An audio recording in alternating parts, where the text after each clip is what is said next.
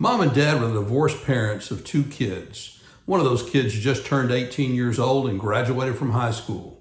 Dad no longer had an obligation to pay child support for that child. Well, what Dad did is he cut his child support in half. He'd been paying about $700 a month in child support for both kids, so he figured, well, what the heck, I guess I'll pay $350 for one kid. That was the wrong move. In Tennessee, as in a lot of states, we have what's called an income share model. It's based on a somewhat sophisticated mathematical formula. But what we do know is that you can't cut child support in half in these situations because you're not paying 50% of child support for each child. Each child you have, you pay less of a percentage of income for that child than you did for the previous child. In this case, Mom filed a contempt petition against Dad, and Dad was found in contempt. What Dad should have done is petition the court and wait for the court to make a determination. Dad had a drinking problem, and Mom knew it. They had met in a bar.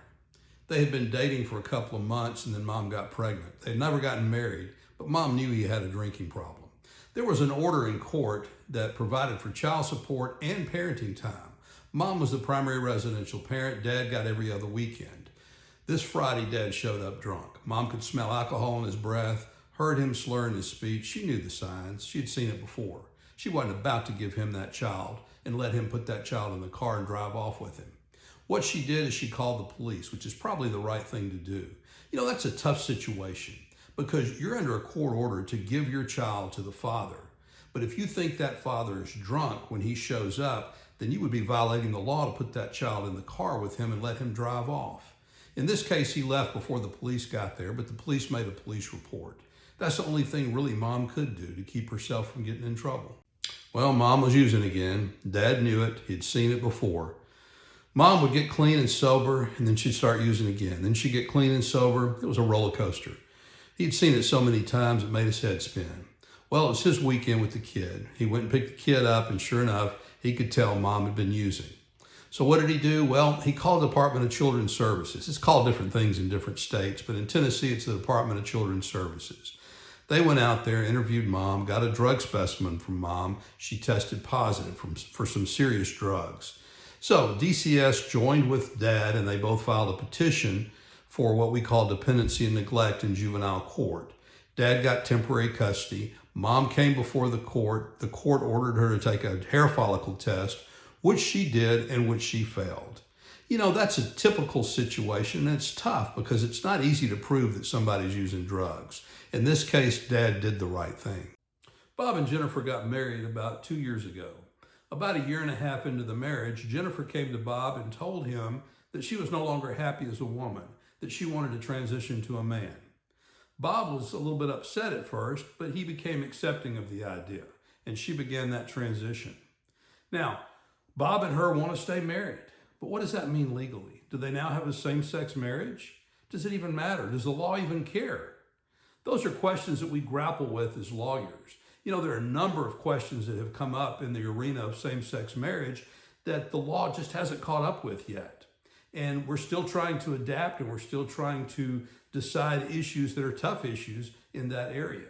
Over the next week, we're going to talk about some of those issues. We're going to talk about some of the problems that have come up, some of the issues that have come up, and the way the courts are handling those issues, and the things that probably are going to change over the next couple of years. So stay tuned.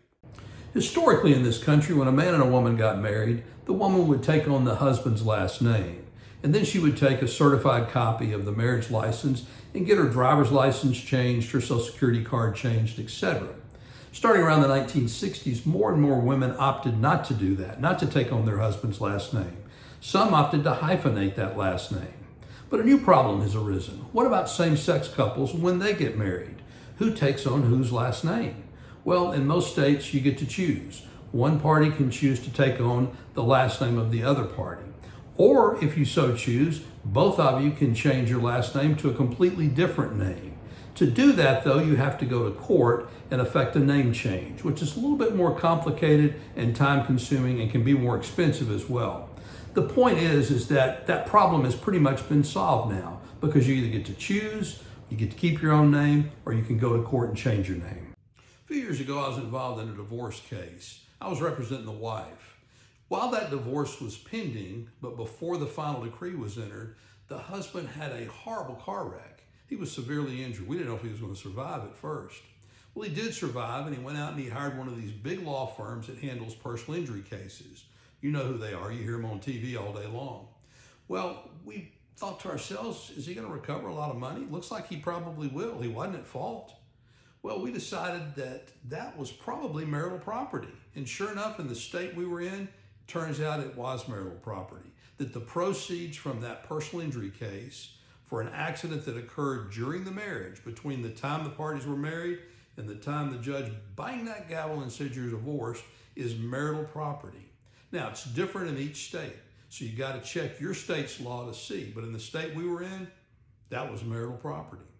Mom wanted to move with the minor child more than 1,000 miles away from Dad. Problem was, Dad played a significant role in the child's life. Went to all the ball games, spent tons of time with the kid. Well, Dad would have won that case, except for one problem. Dad screwed up. Here's what happened. Mom sent what we call a relocation letter to Dad, spelling out what she wanted to do and telling Dad he had 30 days to object to the relocation.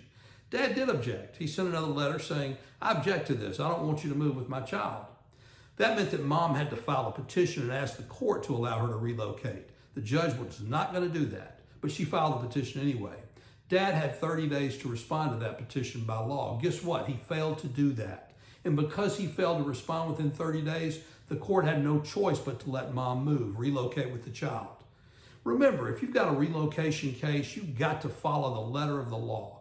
There's no two ways about it. In this case, Dad didn't, and the kid was allowed to move.